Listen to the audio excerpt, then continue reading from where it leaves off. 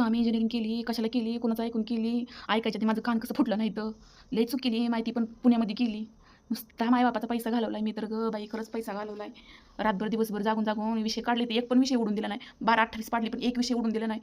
कुठनं तिथं पोस्टर लागला माझ्या कुठं बुद्धी चालली, ती पोस्टरचा फोटो चांगला प्लेसमेंट झालेला टाकलाय ग्रुपला घरी. लगेच 10 मिनिटात व्हायरल झाली. वस्तीवरनं गावातनं शेजार-पाजारच्या पण 10-15 गावाला खबर लागली की पुरीला लागलाय, जॉब लागलाय. आता फादर मला बोलवतात घरी सत्कार करायला. त्यांना काय सांगू? तिथं नुसतं कंपनीचं नाव लिहिलं होतं. पॅकेज नव्हतं लिहिलं. पॅकेज लिहिल्याच्या नंतर जी मला सत्कार करायला बोलवतात ना, तीच मला तिरस्कार करते आता. लय अवघड झाले. माझी जिंदगीच अवघड झाली. नरकापेक्षा बदतर झाले. खरं सांगते. ज्याने इंजिनिअरिंग केली ना, ती आता गरम तेलात तळत असेल. म्हणजे मेन म्हणजे ज्यानं काढली ती. स्पेशल टाईपचं तेल त्याला गरम करायला ठेवलं असेल.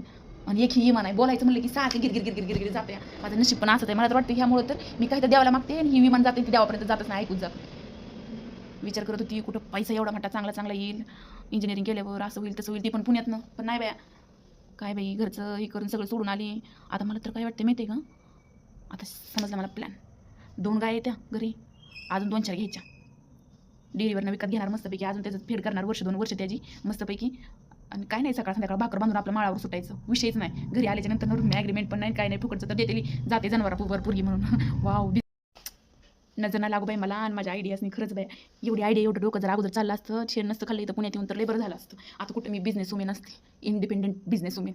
एवढी इंजिनिअरिंग केली तरी इंग्लिश शब्द सुद्धा फुटत नाही तर माझ्या तोंडातनं. म्हणजे एवढी बद्तर आयडिया झाली. आता जज करू नका, सारखं फिल्टरमध्ये येते, ह्याला येते फिल्टरमध्ये यायचं. 2 कारण नाही ती. एक म्हणजे माझ्या मोबाईलला चांगली क्लिअरिटी नाही, दुसरं म्हणजे ती थोबाडाला लालीपोत घेण्यासाठी पैसा नाही. आता मस्तपैकी घरी जाईल, मस्तपैकी 4-5 जनावर घेईन, त्याला राखील माळावर मस्तपैकी आणि चांगलं स्किन केअर बिन केअर पण घेईल मी.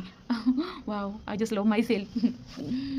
म्हणजे आई-बाप पण खुश, मी पण खुश आणि ती मुकं प्राणी पण खुश. म्हणजे जनावरं पण खुश आणि मी पण खुश आणि माझं पोट पण खुश आणि माझ्या सगळ्या इच्छा आकांक्षा पण पूर्ण होणार. वा वा वा वा. प्लॅन असा होता असं. त्यामुळे इंजिनिअरिंग सोडा, शेती करा संघटना.